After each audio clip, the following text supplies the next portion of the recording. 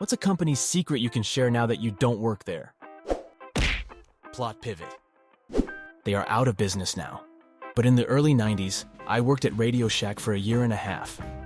When people would return an item because it didn't work, the manager of the store would just box it back up and sell it again as if it were new.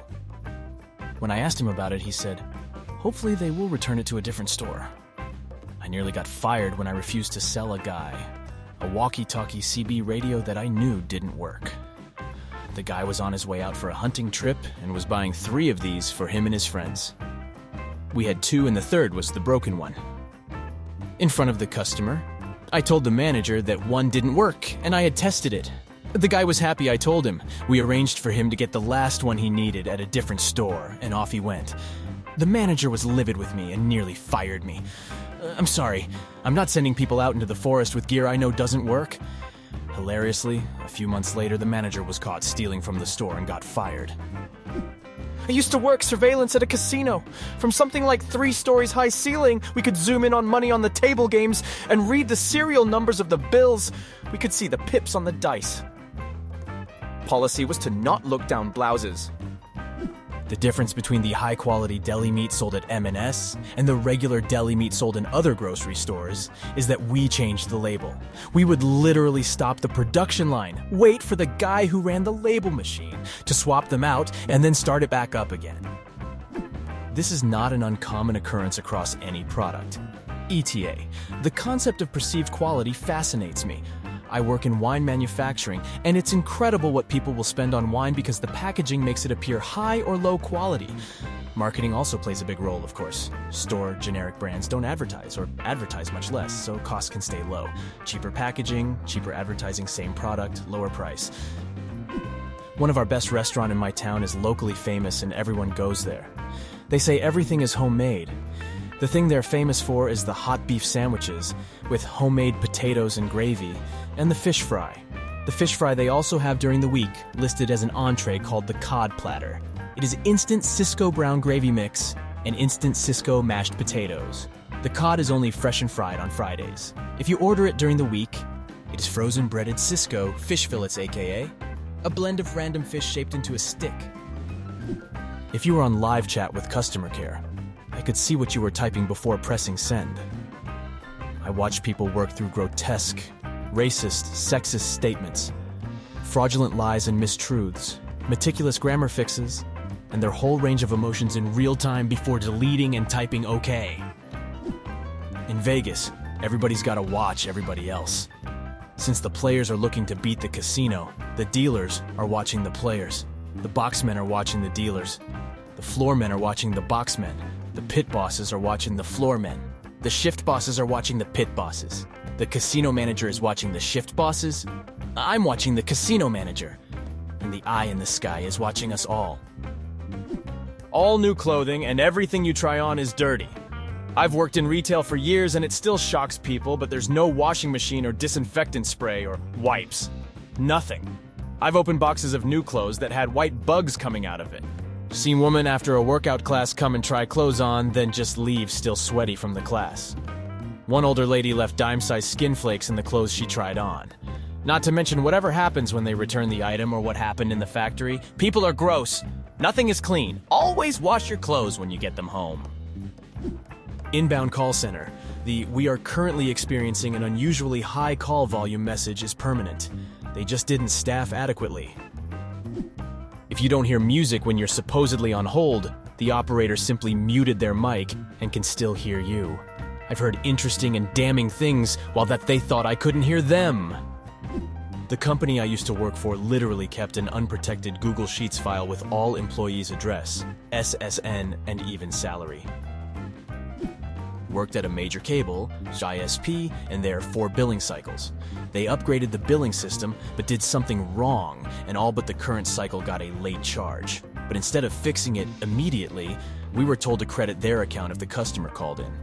I did the math, and for the size of our city, and the 3-4 of people wrongly charged, it was over $1 million United States dollar. Most people just pay their bill and don't look to close. Edit. It was Time Warner, which was bought out a couple times in my area. Arby's manager replaced the expiration stickers on the bread with new ones. Guess so the bread would last longer that way. I threw out the 100+ pitas with green fuzz on them after checking the manager's work. I worked for a large construction company, and the sales guys would intentionally omit items from contracts because they received incentives for what would then become a change order. Me. You forgot to include any framing in this contract. Sales weasel. Oh, I guess it's a change order then. Asterisk, customer cries. I worked for a restoration company. One time an elderly woman called them to clean her house. She was a hoarder, or there had been a fire. I can't remember. Anyway, the company charged $57,000 for the work to be done, but in actuality, they couldn't even get the charges to add up to $20,000. She couldn't file this on her insurance. There are other examples of gross overcharging, but this is the worst I know of that wasn't on the large loss side. The lesson here, if you have water, fire, mold, or hoarder damage, and call in a company to clean it up, go through every line item on the invoice. Every single one. I worked at L'Oreal. The cosmetics from L'Oreal and Lancôme are practically the same, but Lancôme costs like $20 more. I am 90% sure that the company I worked for imported goods from China, repackaged them, and sold them as made in the USA. That is, mix it with a product that we made in the USA. I worked for a major hotel chain in housekeeping for over 10 years.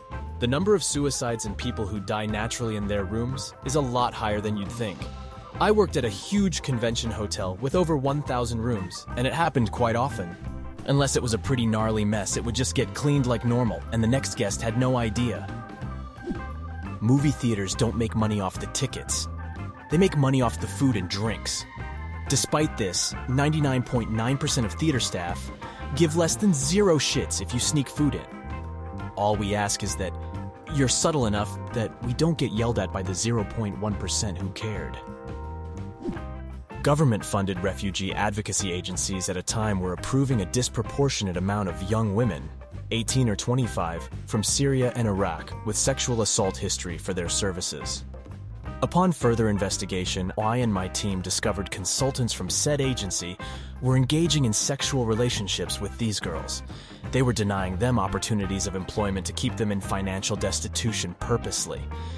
When the girls became desperate, the offer of private prostitution was made by the consultants. I whistle blew to the organization heads. They thanked me, and the consultants were gone the next day. Huge meeting with senior board. Apologies. This isn't the way we do things.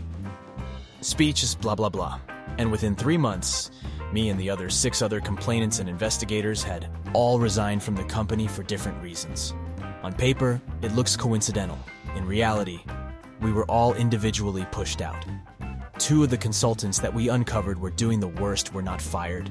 They were given the option to resign and are currently working at other agencies with vulnerable young women. I used to work as a receptionist at an upscale salon. While I was there, the salon introduced a new line of products marketed towards men. Up until that point, most of our products were marketed towards women, but the execs saw that we were getting more male customers. Every item in the men's product line was about half the cost of our other products. The men's shampoo was the exact same shampoo the salon had been selling for years, but because they put it in black packaging with the word man on it, it was half the price. The owner's explanation was, well, men don't want to pay that much for hair products. For the rest of the time I worked there, every time a woman came up to buy that shampoo, I'd tell her that the men's shampoo was the exact same product for half the price. Used to work at a graphic design firm. All our Adobe software was pirated. From what I've heard about Adobe, if I was in that game, I'd be pirating too. I worked as a dog groomer for a summer. We gave your dog a treat even if they weren't good. Scandalous. Be sure to watch other cool stories on the channel. You should definitely like them. Also, do not forget to subscribe to the channel. See you, bye.